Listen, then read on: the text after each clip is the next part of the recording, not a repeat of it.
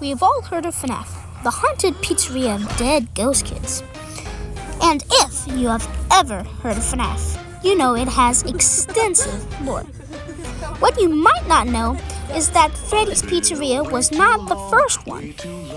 So let me, that FNAF lore guy, tell you the lore of the original pizza place, Fredbear's Family Diner.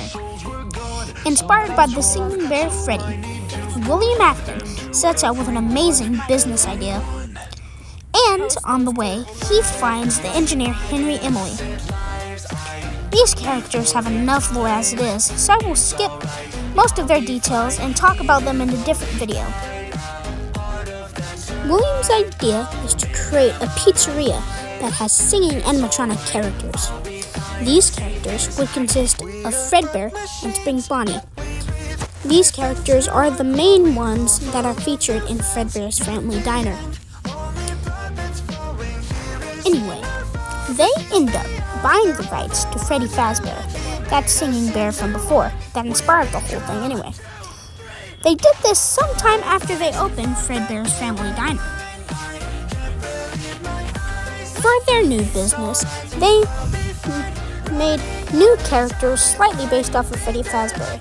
Like I said before, they created a character called Fredbear, which the restaurant is named after, and Spring Bonnie, an entirely new character, which I also mentioned, that looks similar to Fredbear. Both of these characters have a yellow fur tone with bright yellow accents. Both of them have a purple bow tie, and Fredbear is even sporting a little purple top hat on the top of his head. When Fredbear's first opened, Fredbear wore a black top hat and a black bow tie. But this was shortly changed a little after the place opening. Even his original designs featured him wearing the purple bow tie, but his black top hat stayed the same. The manufacturer ended up changing it for customer appeal. These characters were animatronics, but they could also be worn as costumes by humans. Fredbear was worn by Henry, and Spring Bonnie worn by William. These suits had something called spring locks, which would help them clamp onto the endoskeleton. Inside each piece of the costume, these spring locks resided.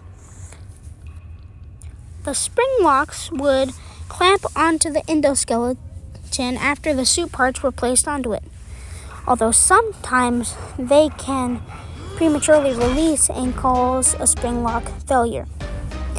When these suits were on the animatronic endoskeletons, it would help them perform on a stage.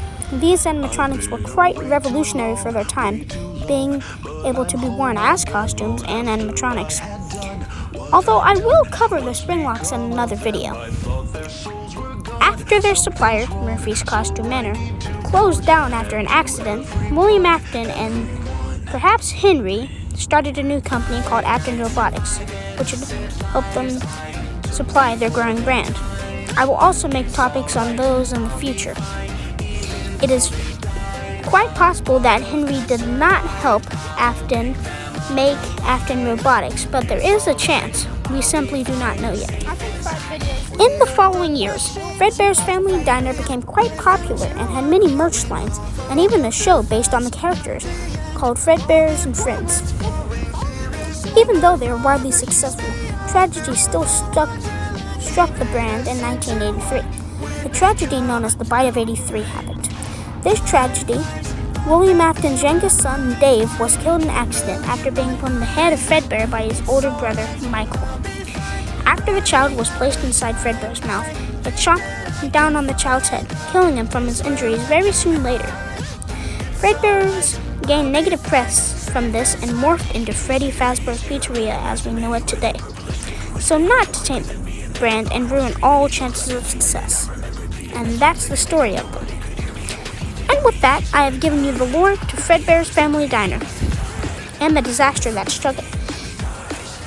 I just want to say thank you for watching this video. I'll be sure to make more videos like this if you enjoy it. Leave your suggestions, comments, and ideas in the comment section below. Please like and subscribe as it really helps my channel. I would love to hear what you guys want me to explain next. Goodbye and have a great day.